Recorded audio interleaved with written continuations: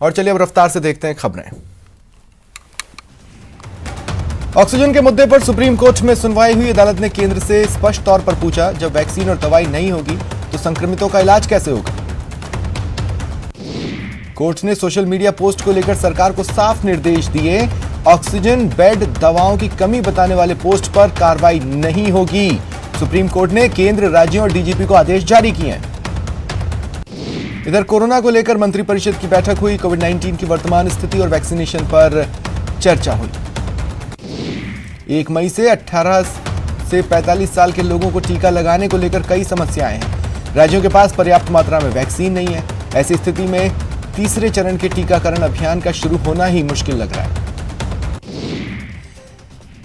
वहीं दिल्ली के मुख्यमंत्री अरविंद केजरीवाल ने बड़ा बयान दिया। कहा, अभी हमारे पास वैक्सीन नहीं है, ऐसे में 18+ के वैक्सीनेशन के लिए 1 मई से लाइन न लगाएं। इधर मुंबई ने 3 दिनों के लिए टीकाकरण पर रोक लगाने का फैसला किया। ग्रेटर मुंबई म्युनिसिपल कॉर्पोरेशन ने जानकारी दी, उसके पास टीका उपलब्ध नहीं है। इस कारण मुंबई में 3 दिनों के लिए टीकाकरण अभियान पर रोक है।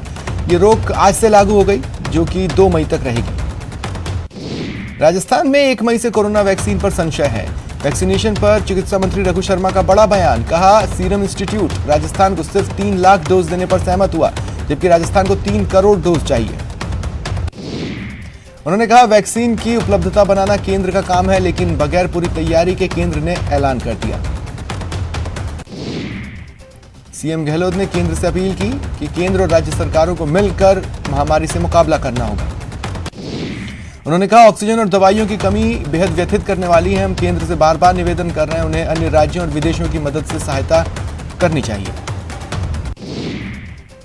इधर प्रदेश में 466 मैट्रिक टन ऑक्सीजन की जरूरत है, लेकिन फिलहाल महज 265 मैट्रिक टन ऑक्सीजन ही मिल पा रहा है।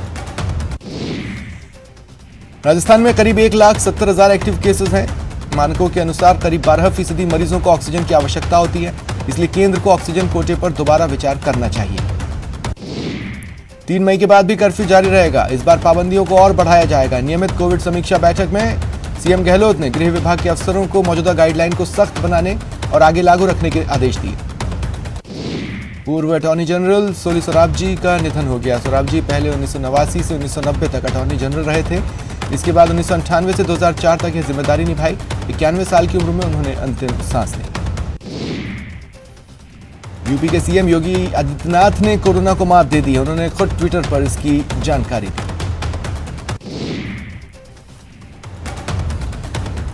इधर मरुधरा में कोरोना से एक दिन में 158 मरीजों की मौत हुई। जयपुर में 32 मरीजों ने दम तोड़ा। जोधपुर में 30 की जान गई। और इधर देश में बीते 24 घंटे में 3,498 मौतें हुई। रिकॉर्ड 3,86,000 से ज्यादा नए केसेस आए। और इधर लोग कोरोना गाइडलाइंस की पालना नहीं कर रहे, बिना काम ही अभी भी घरों से बाहर आ रहे हैं। पुलिस समझा रही है। लुणकरणसर में पुलिस सड़क पर निकलकर लोगों को घरों के अंदर रहने की हिदायत दे रही है। पुलिस के अधिकारी ने कई वाहनों के चालान काटे, जुर्माना भी लगाया। और इधर छोटे कस्बों में भी सुविधा बढ़ाई जा रही है। टोंक जिले के निवाई में कोरोना को देख एकलव्य छात्रावास को कोविड सेंटर के तौर पर तब्दील किया गया। राज्य सरकार के प्रयासों से एकलव्य छात्रावास नाम का कोविड केयर सेंटर बनाया गया। 200 बेड लगाए गए। साफ सफाई की भी खास व्यवस्था की गई है। प्रशासन ने 4 क्वारंटीन सेंटर्स भी बनाए हैं। भरतपुर संभाग का बाबू राज बहादुर मेमोरियल हॉस्पिटल फिर सुर्खियों में। ऑक्सीजन की कमी से एक मरीज की जान चली गई। प्रशासन के मुताबिक जिले में ऑक्सीजन की कमी नहीं है। एक युवक को उसके परिजनों ने मेडिकल वार्ड में भर्ती कराया था। मरीज का ऑक्सीजन लेवल 45% था, जो लिहाजा उसे ऑक्सीजन चाहिए थी, लेकिन अस्पताल ने ऑक्सीजन न होने की बात कही, जिसके बाद मरीज ने दम तोड़ दिया। भरतपुर के आरबीएम अस्पताल पर कोरोना संक्रमित मरीज के परिजनों ने रेमडेसिविर इंजेक्शन की हेराफेरी का आरोप लगाया। इनका कहना है सिर्फ परिचितों को ही इंजेक्शन लगाया जा रहा है। परिजनों ने जिला कलेक्टर समेत एडीएम प्रशासन और एडीएम सिटी से अस्पताल प्रशासन की शिकायत की, लेकिन कोई कार्रवाई नहीं हुई। न्यूज 18 को जानकारी मिली, जिसके बाद आखिरकार मरीज को इंजेक्शन लगाया गया। झुंझुनू के सूरजगढ़ ब्लॉक में कोविड के बढ़ते केसेस के बीच वैक्सीनेशन के प्रति लोगों का रुझान बढ़ रहा है। Block CMO doctor Shailesh Chaurasia के नेतृत्व में चिकित्सा विभाग की टीम वैक्सीनेशन को आगे बढ़ाने में लगी हुई है। टीम 1 मई से देश भर में शुरू होने जा रहे टीकाकरण की तैयारी में भी लगी है। चिकित्सा विभाग ने लोगों से अपील की, ऑनलाइन रजिस्ट्रेशन करवा लें। इधर अजमेर में प्रशासन कोरोना पर अंकुश लगाने के प्रयास कर रहा है, लेकिन लोगों की लापरवाही और साफ सफाई को लेकर नगर निगम की बेपरवाही के आगे सभी प्रयास बेमानी साबित हो रहे हैं। ऋषि घाटी शमशान स्थल को देख इस बात का अंदाजा लगता है, यहां सफाई का कोई इंतजाम नहीं है, जगह जगह कचरा पसरा है। यहां आने वाले मास्क और हैंड ग्लव्स फेंक गए, इनसे संक्रमण का खतरा बना है, वो भी तब जब कोविड पॉजिटिव का भी दाह संस्कार यहां हो रहा है। एनएसयूआई ने अजमेर में कोरोना जागरूकता अभियान की शुरुआत की। कार्यकर्ताओं ने रेलवे स्टेशन के बाहर मास्क और सैनिटाइजर वितरित किए। अलवर के loads dedicated Covid care centre में गुरुवार रात अचानक ऑक्सीजन पैनल खराब हो गया, जिसके चलते वेंटिलेटर के 5 मरीजों को सामान्य अस्पताल शिफ्ट किया गया। शिफ्टिंग में देरी के चलते एक मरीज की मौत हो गई। मरीज के परिजनों ने लापरवाही का आरोप लगाया, अस्पताल ने इसे खारिज किया। कोटा में ऑक्सीजन की किल्लत अब लोगों को रुला रही है। डीसीएम इलाके में ऑक्सीजन प्लांट के बाहर देर रात तक मरीजों के परिजनों की भीड़ दिखती है। लंबे इंतजार के बाद भी ऑक्सीजन सिलेंडर उपलब्ध नहीं होने से कई बार परिजन रोते हैं, बिलखते हैं। परिजन प्लांट से खुद ही ऑपरेशन सिलेंडर भरवाकर घर ले जाकर उन्हें ऑक्सीजन की संजीवनी दे रहे हैं। एक सिलेंडर भरवाने के लिए औपचारिकता पूरी करने में ही घंटों लग जाते हैं। चूरू के राजकीय भारतीय अस्पताल में ऑक्सीजन खत्म होने की अफवाह से देखते ही देखते ऑक्सीजन सिलेंडरों की लूट शुरू हो गई। चिकित्सा कर्मियों को डराया धमकाया जाने लगा। अस्पताल में 1 घंटे तक अराजकता रही। परिजन करीब 65 ऑक्सीजन सिलेंडरों को जबरन उठा ले गए, जिनमें से 40 खराब कर दिए गए। दरअसल किसी शरारती तत्व ने अफवाह उड़ा दी कि ऑक्सीजन खत्म हो गई। सभी मरीजों को एम्बुलेंस से बीकानेर शिफ्ट किया जा रहा है। इसके बाद अफरा तफरी मची। सूचना पर पुलिस पहुंची, स्थिति को काबू किया। राजकीय भारतीय अस्पताल ने कोतवाली थाने में केस दर्ज कराया। उदयपुर में कोरोना से मरने वालों के अंतिम संस्कार के लिए दलाल सक्रिय हैं। शवदाह गृह में मृतक के परिजनों से गाड़ी से उतारकर सिर्फ चिता पर रखने के लिए 15,000 रुपए वसूले जा रहे हैं। दलालों के बेशर्म धंधे का खुलासा तब हुआ जब एडीजे और जिला विधिक सेवा प्राधिकरण के सचिव कुलदीप सूत्रकार ने शहर के 4 शमशानों का औचक निरीक्षण किया। शमशान के अंदर अपनी पहचान छिपाते मौजूद रहे। इस दौरान सेक्टर 3 और 13 इलाके के शमशान में घोर लापरवाही दिखी। दलालों की ओर से 15,000 में सिर्फ कोविड बॉडी को गाड़ी से उतारकर चिता पर रखने के लिए लिया जा रहा था। लकड़ी का खर्च, शव का अंतिम संस्कार का काम खुद मृतक के परिवार को करना पड़ रहा था। वन एवं पर्यावरण मंत्री सुखराम बिश्नोई ने सांचौर के राजकीय अस्पताल में कोरोना को लेकर अहम बैठक ली। कोटा में इलाज के अभाव में एक कोरोना पीड़ित महिला की मौत हो गई। अस्पताल ने बेड और ऑक्सीजन उपलब्ध नहीं होने का हवाला देकर महिला को भर्ती करने से इनकार कर दिया। कोटा में 8 और लोगों ने कोरोना से जान गंवाई। इसके साथ ही कोचिंग सिटी में मौत का आंकड़ा 276 हो गया। इधर किशोरपुरा मुक्तिधाम में अंतिम संस्कार के लिए वेटिंग चल रही है। परिजन अपनों के अंतिम संस्कार के लिए कतार में लगे हैं। दौसा के जिला अस्पताल में कोरोना वैक्सीनेशन के तीसरे चरण की तैयारियां शुरू कर दी गई हैं। हालांकि 18+ के वैक्सीन कब लगेगा ये तय नहीं है। इधर 3rd फेज में भीड़ बढ़ने को लेकर अस्पताल के वैक्सीनेशन सेंटर पर अलग अलग उम्र के हिसाब से ब्लॉक बनाए जा रहे हैं। जब से कोरोना की आहट हुई तब से न कोई छुट्टी न साप्ताहिक अवकाश। 1.5 साल से केवल एक ही काम, एक ही ध्येय, किसी तरह लोगों को महामारी से बचाएं। सीकर के स्वास्थ्य विभाग के वॉर रूम में काम करने वाले 3 कोरोना योद्धाओं ने 1.5 साल से कोई छुट्टी नहीं ली।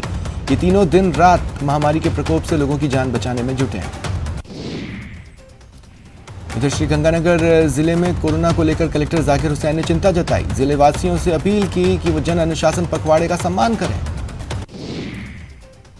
सवाई माधोपुर जिले में शायद ही कोई घर कोरोना संक्रमण से अछूता हो। ऐसे में नगर परिषद ने हर गली मोहल्ले को सैनिटाइज करने का बीड़ा उठाया। न्यूज़ 18 की खबर का असर। चिकित्सा विभाग ने 1 साल से डिब्बों में बंद वेंटिलेटर्स की सुध ली। कोटपुतली के बीडीएम अस्पताल में 5 वेंटिलेटर्स शुरू कर दिए गए। इसके बाद कोरोना के गंभीर मरीजों को बेहतर इलाज मिल सकेगा। बता दें, कोटपुतली के बीडीएम अस्पताल में करीब 1 साल से वेंटिलेटर्स डिब्बों में बंद थे। हमने ये खबर प्रमुखता से दिखाई। जालोर जिले के हड़ेचा गांव में विवाह समारोह में कोरोना गाइडलाइन का उल्लंघन करने पर तहसीलदार महेश बोहरा ने बड़ी कार्रवाई की। अजमेर प्रशासन ने गाइडलाइन को लेकर सख्ती दिखाई। आज एक दुकान पर 5,000 जुर्माना लगाया, 72 घंटे के लिए सील किया। डूंगरपुर जिले के कोविड अस्पताल में लगातार हो रही मौतों पर जिला कलेक्टर सुरेश कुमार ओला ने चिंता जताई। श्रीगंगानगर के गोल बाजार में अवैध रूप से खुल रही फुटवेयर दुकान पर कार्रवाई करने पहुंची नगर परिषद की टीम के साथ दुकानदार ने दुर्व्यवहार किया। प्रशासन ने दुकान को सील किया। प्रतापगढ़ पुलिस जन अनुशासन पखवाड़े के दौरान अनुशासन का पाठ पढ़ा रही है। इसी कड़ी में पुलिस ने सदर बाजार और गोपालगंज को नो व्हीकल जोन बना दिया। 12 में रोडवेज पर कोरोना की मार पड़ी है। यात्री भार घटकर आधे से भी कम रह गया। 16 बसों को फिलहाल निरस्त किया गया। भीलवाड़ा के ग्रामीण इलाकों में कोरोना संक्रमण रोकने के लिए पंचायत समितियां आगे आने लगी हैं। सुवाना, करेड़ा और मांडल पंचायत समिति ने 30,000 लीटर सोडियम हाइपोक्लोराइड गुजरात से मंगवाया। आज बीजेपी का एक प्रतिनिधि मंडल श्रीगंगानगर कलेक्टर जाकिर हुसैन से मिला और कोरोना को लेकर चल रहे काम की जानकारी ली। राजस्व मंत्री हरीश चौधरी लगातार बाड़मेर में कैंप किए हुए। उन्होंने बाड़मेर जिला अस्पताल का निरीक्षण किया। राज्य सरकार ने घर घर औषधि योजना शुरू की। जिला स्तर पर वन विभाग 4 प्रकार के औषधीय पौधे तैयार करेगा और जुलाई में वन महोत्सव के तहत इनका वितरण होगा। योजना 5 साल तक चलेगी। हर परिवार को 4 प्रकार की औषधीय प्रजाति के 2-2 पौधे मुफ्त दिए जाएंगे। झुंझुनू नगर परिषद की ओर से रंगोली बनाकर शहर के लोगों को कोरोना के प्रति जागरूक किया जा रहा है।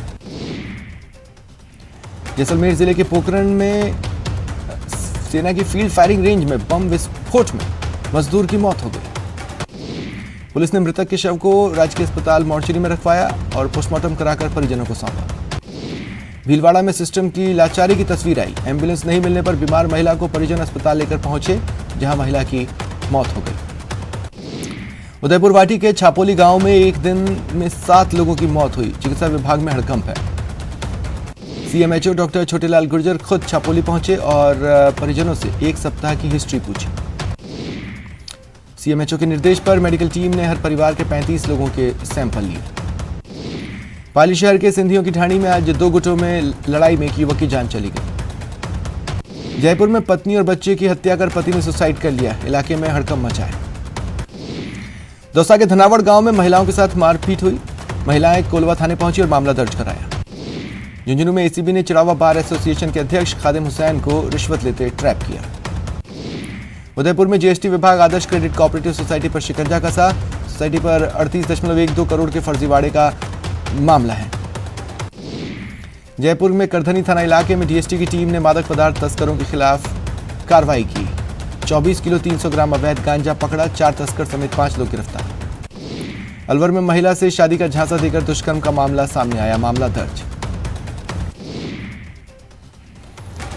कोटा में सुल्तानपुर के पास चलती कार में आग लग गई। कार चालक ने समय रहते बाहर आकर जान बचाई। हादसा सुरेला नहर के पास हुआ। दमकल कर्मियों ने आग पर काबू पाया। डूंगरपुर जिले के धम्बोला इलाके में बेकाबू बाइक पुलिया के नीचे गिर गई। एक युवक की मौत हो गई। बाइक सवार 2 अन्य घायल हुए। पोखरण के सत्याचा पंचायत के सेवड़ा गांव में लोग पीने के पानी की कमी से परेशान। ग्रामीणों ने बताया 7 दिनों में बुरी तरह जल संकट गहराया है। जलदाय विभाग कॉल अटेंड नहीं कर रहा। सीएम गहलोत की महत्वाकांक्षी चिरंजीवी स्वास्थ्य बीमा योजना में भारी लापरवाही सामने आई। योजना में पंजीकृत अस्पतालों की सूची में ऐसे अस्पतालों को भी जोड़ा गया जिन्हें बंद हुए खासा वक्त गुजर चुका है। चित्तौड़गढ़ जिले में जारी हुई सूची में एसपीएस हॉस्पिटल और सागर मल्टी सुपर स्पेशलिटी चिकित्सालय का नाम जोड़ा गया है। न्यूज 18 की टीम जब बताए गए पते पर पहुंची तो सामने आया कि अस्पताल 3 साल पहले ही बंद हो चुका है और अब इसके स्थान पर नर्सिंग कॉलेज और विद्यालय का संचालन किया जा रहा है। कोरोना से हाहाकार, ऑक्सीजन और बेड की मारामारी के बीच सीकर के निजी शिक्षण संस्थान मसीहा बनकर सामने आए। एक निजी शिक्षण संस्थान ने ऑक्सीजन प्लांट के लिए 1 करोड़ रुपए देने की घोषणा की। बहुत जल्द सीकर में इसका काम शुरू होने वाला है। संस्थान के फैसले की खूब वाहवाही हो रही है। पोखरण वासियों को पेयजल संकट का डर सता रहा है। पानी की किल्लत के लिए जलदाय विभाग ने पानी का स्टॉक करने और रिजर्व करने की व्यवस्था की थी, लेकिन तैयारियां विफल होती नजर आ रही हैं। दिल्ली कैपिटल्स ने कोलकाता नाइट राइडर्स को 7 विकेट से शिकस्त दी। टॉस हारकर पहले बल्लेबाजी करने उतरी कोलकाता टीम ने 155 रनों का टारगेट दिया। जवाब में दिल्ली ने 3 विकेट गंवाकर 156 रन बनाए और मैच अपने नाम कर लिया। दिल्ली की ओर से ओपनर पृथ्वी शॉ ने सीजन की सबसे तेज 18 बॉल पर 50 लगाई। आईपीएल के 24वें मुकाबले में मुंबई इंडियंस ने राजस्थान रॉयल्स को 7 विकेट से हरा दिया। राजस्थान रॉयल्स ने कोविड-19 से लड़ाई में भारत के लोगों की मदद के लिए 7.5 करोड़ रुपए देने का ऐलान किया। नेटवर्क 18 यह सुनिश्चित करना चाहता है कि हर भारतीय को कोविड-19 टीकाकरण मिले।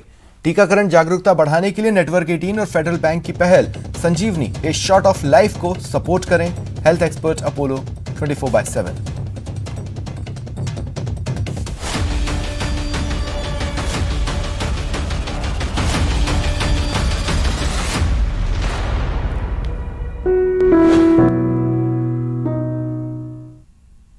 रुकते हैं ब्रेक के लिए।